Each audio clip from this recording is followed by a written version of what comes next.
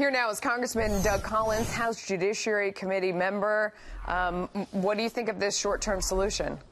Well, it's not ideal. I agree with the White House on this, but the revulsion at this is what from my frankly, is Chuck Schumer and the Democrats who are wanting to use if they want to go look at something, go back and just roll the tape from just a few moments ago, talking about Bob Dole, who served his country, who injured for his country, who served his country with distinction for years. And then you go back and you tell the American people, you tell the defense, you tell our troops in Afghanistan, Iraq, Syria, around this world, that you're willing to shut down the government, you're willing to withhold a budget deal number for a problem that is looking to be solved, that it does not even end until March 1st, even though there are some issues that are happening daily. But we just had a court case that put that on hold. So let them go and explain how they can look at those defense folks in the eyes and say, we're not going to come to a number until you come to our project with these folks who are here in our country illegally that we're trying to fix and the president has promised to fix. That's the revulsion that most Americans should feel right now. I mean, do you think about responding to them that if you care so much about those Americans that you want to stay here, or not Americans, if you care as much about those immigrants that you want to stay here, pardon my slip,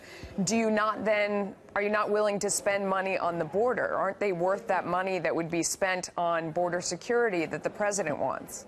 Well, I think it's very interesting that somebody's not wanting to think what the president's looking for here. The president's looking to solve DACA. That was something Barack Obama didn't want to solve. He wanted to use it as a political pawn.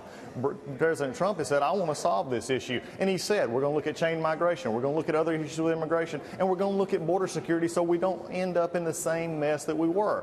This is the part that just buffaloes me when you get to this part with the Democrats wanting to hold up defense spending, but not coming to a deal on a 2-year caps deal in which they're going to probably get more money for discretionary spending. We understand that, but our defense numbers will go up so that we can do what we need to do in the world. Again, I can't go back to the word enough. Revulsion is what I feel right now when I think about the Democrats holding up a caps deal over an issue that the president has said he wants to solve and that is not even due at this moment. Those are the kind of things that, frankly, if those Democrats in the House and the Senate want to go out there and shine that light because they don't want to deal with this, then so be it. But I'm going to stand with the troops. I'm going to stand with our defense. I'm going to stand with the other agencies in our government who need to operate and not be held hostage to petty partisan politics.